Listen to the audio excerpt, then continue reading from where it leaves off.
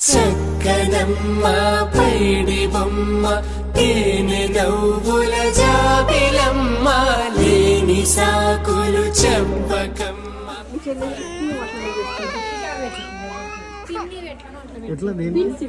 అరే లక్ష్మణ ఆగరా, మేకప్ అంతా పోతుంది.